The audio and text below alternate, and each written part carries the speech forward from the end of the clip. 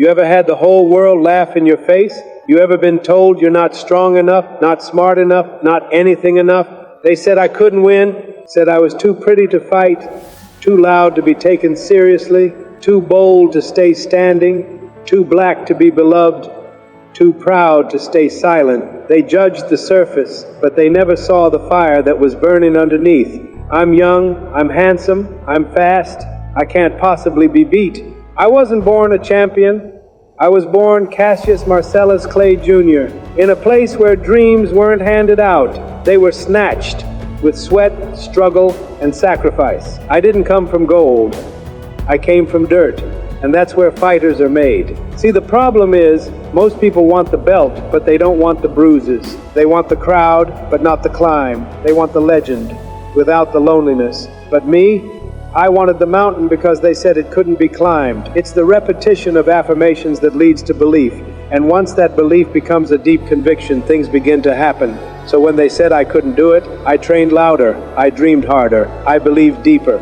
And while the world was watching, I was working, sweating before the sun even touched the sky, punching shadows until my arms gave out, sparring against silence, hunger, and hate. They never saw the nights I bled in the gym. They only saw the ring. Let me tell you something about the ring. The ring is not just 4 ropes and a canvas. It's a reflection of your life. Every round is a test. Every punch is a question. And your answer? It's how you stand back up. You ain't truly living until life's put you on the mat. Only a man who knows what it is like to be defeated can reach down to the bottom of his soul and come up with the extra ounce of power it takes to win. I knew pain, I knew fear, but I also knew who I was. And let me tell you, there is nothing more dangerous than a man who knows himself, who knows his limits, and refuses to stay within them. They wrote me off, said I was too cocky, said I talked too much, but I wasn't talking. I was prophesizing. I done wrestled with an alligator. I done tussled with a whale, handcuffed lightning, thrown thunder in jail. I didn't say I was the greatest because I thought I was better than others. I said it because I believed you could become anything if you told your mind the right story. Your greatest weapon is belief, not in a book, not in a trainer, not even in me, but belief in yourself. Belief that even if the world turns its back, you'll still keep throwing punches, because if you don't fight for your own future, don't expect anyone else to. I am the greatest. I said that even before I knew I was. They didn't believe in me, but I did, and that was enough to get started. Let me ask you now, who told you you're not good enough? Who convinced you to give up your fight? And why did you believe them? This world don't owe you anything, but it will pay attention once you step into your ring.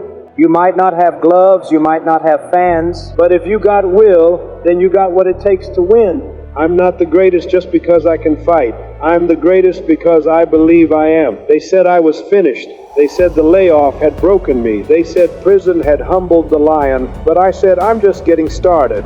See, when you strip a man of his title, his money, his passport, his pride, and he still walks tall, that man is dangerous. I wasn't fighting men anymore. I was fighting systems, prejudice, power. They tried to cage a spirit built to soar. They took away my belt, but they couldn't take away my fire. You can't jail belief. The world watched a young black man with a loud mouth saying he won't go to war. But I told them, I ain't got no quarrel with them Viet Cong. They laughed, they booed, they blackballed me. But in their hate, I found something stronger than fame, something stronger than titles, purpose. When you stand for something, they will push you, they will test you, they will throw bricks at you, but I used every brick to build the throne I would rise from. Only a man who knows what it is like to be defeated can reach down to the bottom of his soul and come up with the extra ounce of power it takes to win. The world turned cold. No spotlight, no check, no ring. But I never stopped training. In the shadows,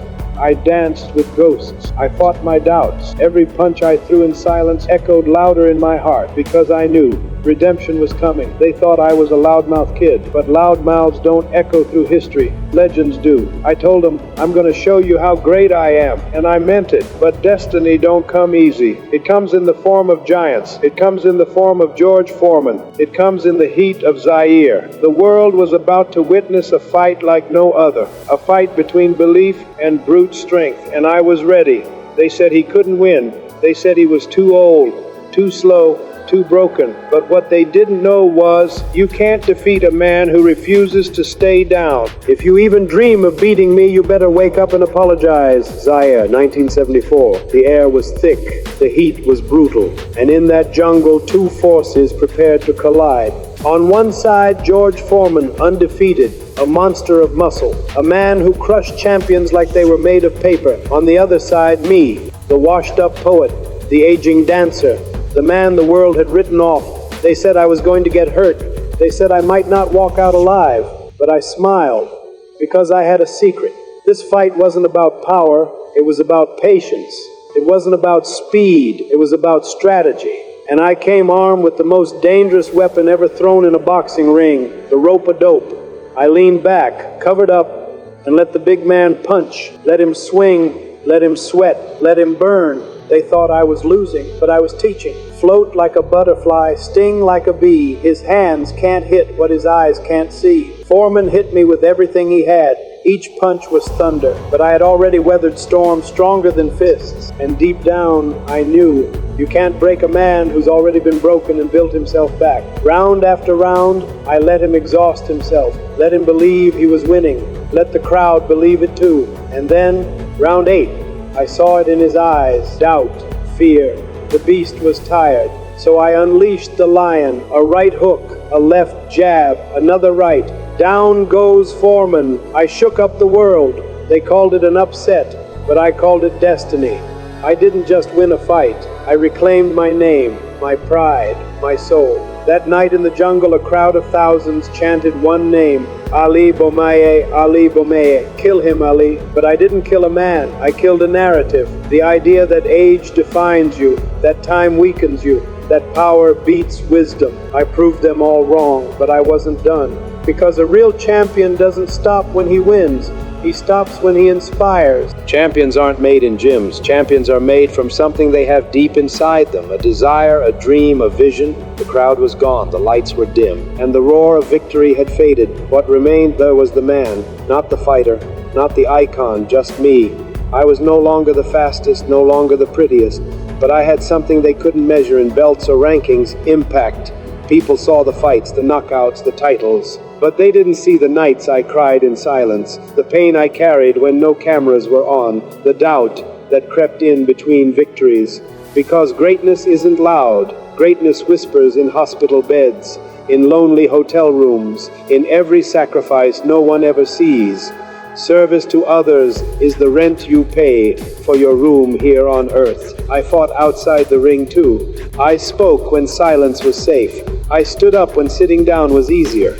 I refused to go to war, not because I was afraid to fight, but because I knew what I was really fighting for. Peace, equality, truth. They took my title. They stripped my license. They tried to silence my voice, but they didn't understand I am the voice.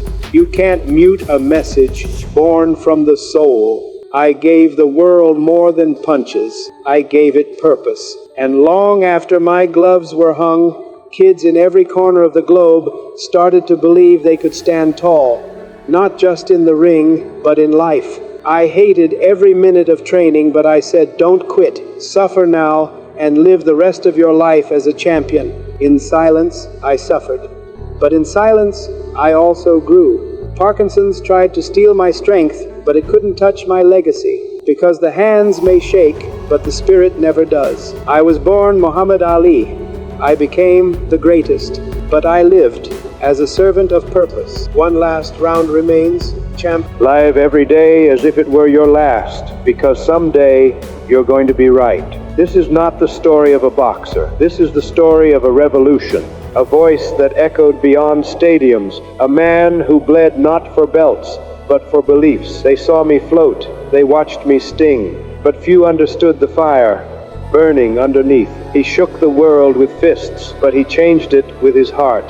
When the lights faded, Ali didn't disappear. He transcended. Statues were built.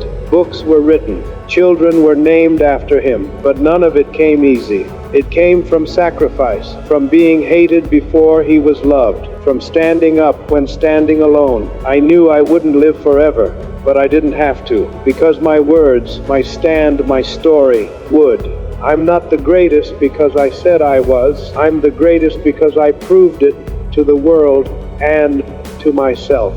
Ali showed us that greatness isn't a moment, it's a lifetime, a legacy, a choice. To rise after every fall, to fight the fights that matter, to inspire generations without ever meeting them. If my voice shakes, let it shake the world. If my hands tremble, let them point to the sky. Because I may be gone, but the greatest will never die. This is not the end of the story. This is the beginning of yours. So tell me, what will they call you when it's all said and done? This was my story, but it belongs to all of you now. Drop a comment if this lit a fire in your heart. Tag someone who needs to hear this. Subscribe and join the Champ Speaks movement. Let's inspire a generation, one voice at a time, because the world needs more fighters, not in rings, but in life.